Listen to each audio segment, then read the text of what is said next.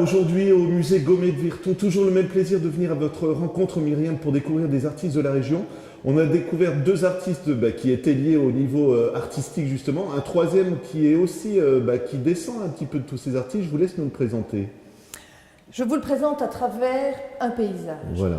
Parce qu'il est né. Il est né là, dans ce petit quartier, au pied de l'église de Vieux-Virton, l'église Saint-Martin, et pas loin de l'église reconstruite de Saint-Marc. C'est un Saint-Mardois, c'est Camille Barthélemy.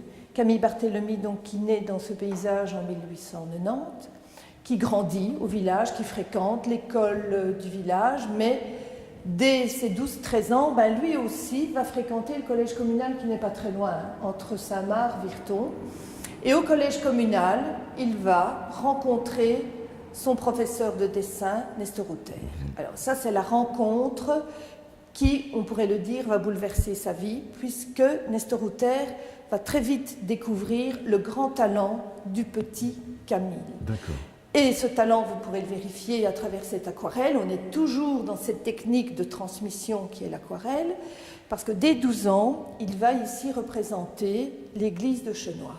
Et on peut vraiment apprécier déjà la finesse, la délicatesse, la technique dont fait preuve Camille Barthélemy. Nestor Hauter n'est pas indifférent. C'est quand même peu commun de rencontrer un élève de cette qualité. Et on assiste à quelque chose de particulier qui peut permettre d'annoncer que Nestor Hauter n'est pas inconnu dans cette démarche. Les parents, que Camille dessine au crayon à l'âge de 25 ans, le père et la mère de Camille Barthélemy, vont quitter Saint-Marc en 1906. On est un peu avant 14-18. Vous imaginez un peu le contexte de cette époque. Et on voit un couple déménager jusqu'à Bruxelles.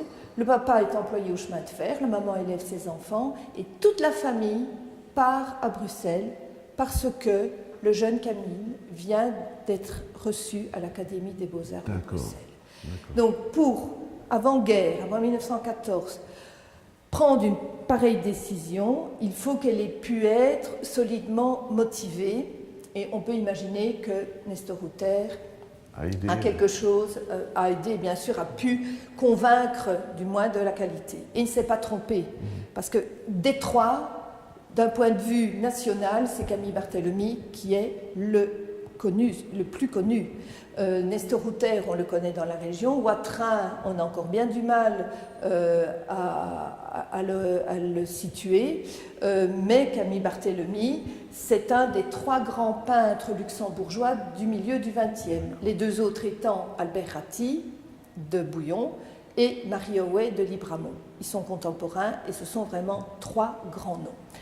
Donc, bien entendu, Camille Barthélemy va exceller à l'Académie des Beaux-Arts. Très rapidement, il va aller travailler chez des peintres d'intérieur. C'est la grande époque de l'Art Nouveau, c'est la grande mode des fresques intérieures. Et Camille Barthélemy va travailler pour subvenir déjà aux frais d'études chez ces entrepreneurs. Puis, obtiendra une place d'enseignant à Malines, donc là on est dans le nord du pays, on est en Flandre, et tout en enseignant va peindre la Flandre. Donc au départ, Barthélemy peint le nord du pays, peint la Flandre. Et puis ce n'est que quelques dizaines d'années plus tard qu'il va revenir dans sa province de Luxembourg, qu'il va se faire connaître avec une magnifique exposition de neige, et va pouvoir alors s'installer à Chigny, où il devient propriétaire d'un lieu où il installe son atelier, et ne plus vivre que de la peinture. Il abandonne l'activité d'enseignant pour ne se consacrer qu'à la peinture, et vous voyez ce que ça donne. Ce qui est magnifique, ce sont les clairs-obscurs. Je ne sais pas si on dit ça, mais rien qu'à l'image, on voit les trouées de soleil ou les choses comme ça. C'est vraiment du travail d'observation aussi et du ressenti. Hein. Et l'exagération du paysage, c'est ce qu'on appelle aussi l'expressionnisme. Alors que ce paysage, on s'y sent tout de suite, on reconnaît, on a presque le ressenti de ce moment de la journée qui est une fin de journée avec ces couleurs très chaudes, le soleil se couche à l'ouest, on imagine qu'il y fait bon, qu'il y fait peut-être un peu frais, puisqu'il y a quelques fumées qui s'échappent, aussi des cheminées ou quelques vapeurs, peut-être d'après pluie. Mais voilà, on est vraiment chez nous, on aperçoit la crête de la 3e Cuesta, qui fait frontière actuelle avec la France.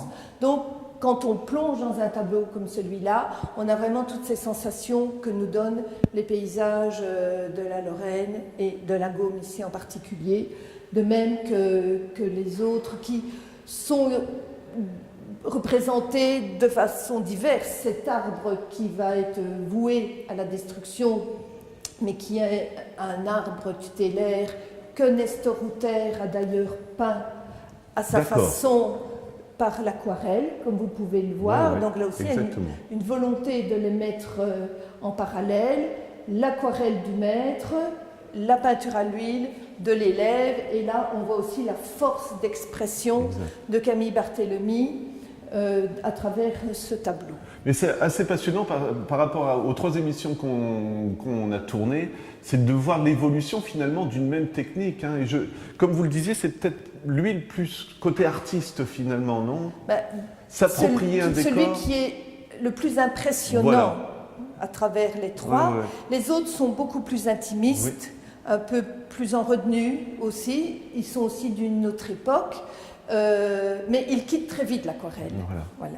Il quitte très vite l'aquarelle pour pratiquer la peinture à l'huile, le dessin d'une façon magnifique, vous pourrez l'apprécier à travers les portraits du père et de la mère, mais aussi la gravure. Barthélemy est un graveur d'exception et il a notamment réalisé une série des clochers luxembourgeois dans les années 50 qui ont à l'époque eu un grand succès. Avec l'église de Robelmont que Watrin a peint en la sauvant de l'oubli sans le savoir à cette époque, Barthélemy a réalisé une série de gravures sur les clochers de la province de Luxembourg. Et là, nous avons sélectionné quelques clochers typiques donc des villages de Gaume. Voilà. Myriam, avant de nous quitter, parce que vraiment, il faut venir découvrir cette collection au musée Gaumet. On va peut-être parler du musée Gaumet, tout simplement.